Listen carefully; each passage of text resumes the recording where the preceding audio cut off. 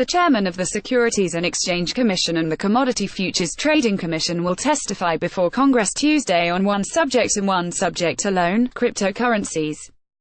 Panic, hype, price swings and an inane rush to tokenize everything may be the impetus for this hearing, but the message we will likely get from the chairman won't be apocalyptic.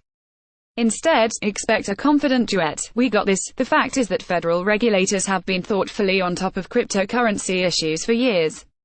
And if more oversight is needed in new digital currency markets, that power would best rest with the federal authorities, rather than with the states.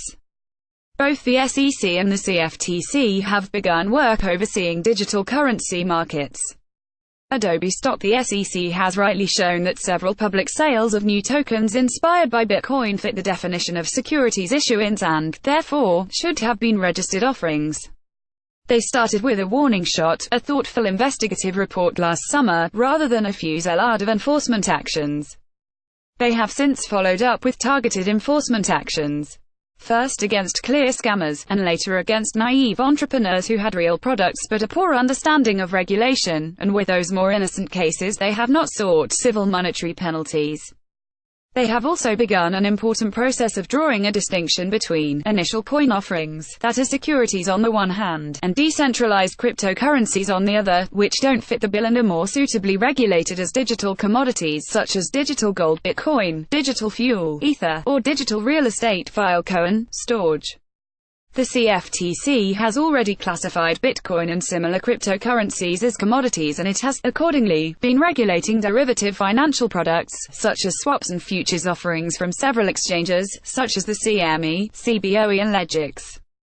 The CFTC has also been clear that it has the authority to police cryptocurrency spot markets for fraud, market manipulation and insider trading, and investigations are underway.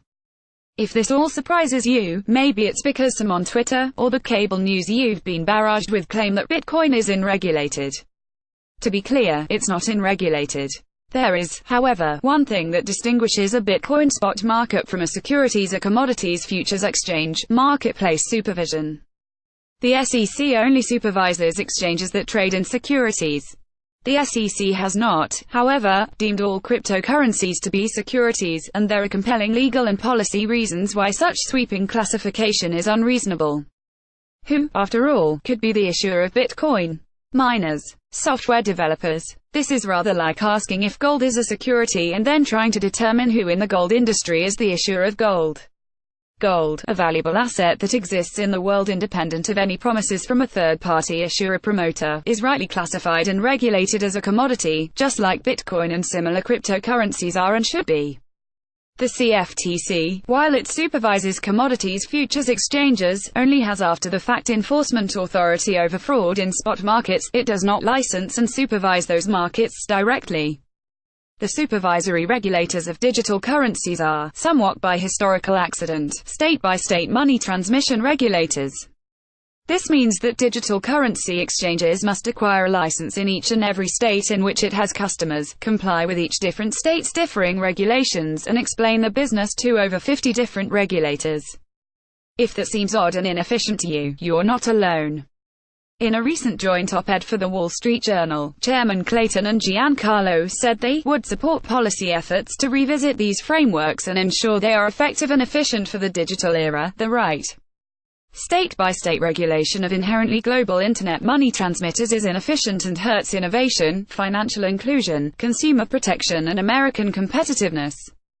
The big problem with respect to investor protection, however, is that state money transmission licensing is focused pretty exclusively on solvency and custody risks, not markets. When a customer hands over funds to a money transmitter, they have to trust it to not lose, steal or misdirect their money. The relatively simple issue of ensuring the solvency of digital currency exchanges aside, state money transmission regulations were never intended to deal with emergent investor protection issues inherent in high-volume marketplaces facilitating trading of a variety of speculative new digital assets amongst hundreds of thousands or even millions of active traders. All told, should investor protection issues in digital currency spot markets need to be addressed via a new supervisory regime, they would be best addressed through a new regime crafted in legislation and perhaps seated within the CFTC. Much of that regime would be focused on investor disclosures, market transparency and guardrails to prevent and police fraud, market manipulation and insider trading, but the legislation should also deal with a more straightforward issue of licensing for exchanges that play a role as custodians and payment providers.